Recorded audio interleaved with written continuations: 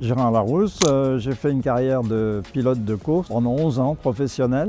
Après, je suis passé de l'autre côté de la barrière. J'ai été le patron de Renault Sport pendant quelques années. Ensuite, j'ai fait 2 ans chez Ligier. Après, j'ai fait ma propre écurie de Formule 1 pendant 8 ans. Pour moi, Porsche, c'est une grande histoire. J'ai passé 3 ans de ma vie pilote d'usine chez Porsche. Ça m'a laissé des souvenirs énormes. Et Porsche, c'est des gens qui refont l'historique en permanence. C'est incroyable comment ils arrivent à faire revivre le passé et à s'occuper des pilotes comme moi. L'acquisition de la voiture, c'était en fait une histoire de gros sous. Parce qu'à l'époque, on était payé avec un lance-pierre quand on courait. Je courais pour l'équipe Martini. Hans-Dieter Deschênes était pendu, il n'avait plus un centime, il avait des dettes énormes vis-à-vis de Porsche et il ne nous payait pas. Alors il m'a dit un jour, écoute, je vais te défrayer, tiens, je te file ce châssis qui était un châssis accidenté.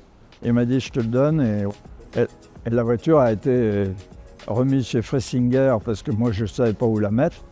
Et voilà, elle est restée pendant des années sans avoir été touchée jusqu'au jour où un collectionneur me l'a rachetée.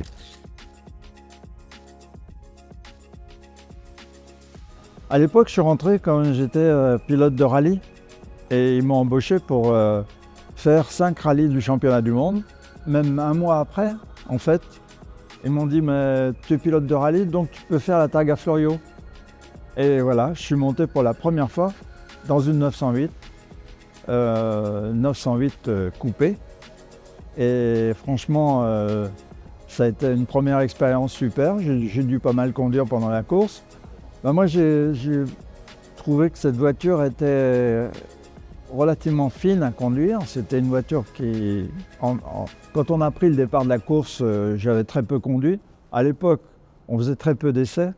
C'était Hermann qui avait fait tous les essais. Moi, j'avais dû faire quelques tours pendant les essais de la course.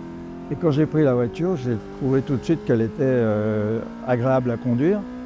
C'est une voiture qui était quand même relativement fine. Par exemple, la courbe d'une Audière, il me semble qu'on ne passait pas à fond véritablement avec cette voiture-là. On atteignait 340 ou 330, 340. Bon, mais très vite, on s'y est fait. Et moi, j'ai eu la chance, en fait, que cet épisode des 24 heures du Mans était très difficile parce qu'il y avait beaucoup de brouillard.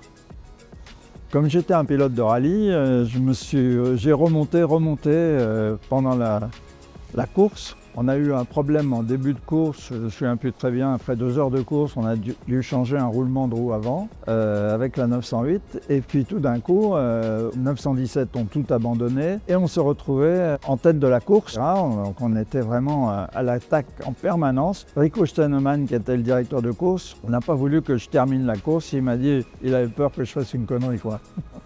Tout le monde m'a demandé en fait si j'étais très déçu par l'arrivée de cette course en deuxième. En fait, pas du tout, parce que pour moi, c'était vraiment mon arrivée dans l'endurance au niveau des grands pilotes d'endurance. Ça a été le début plutôt que la fin.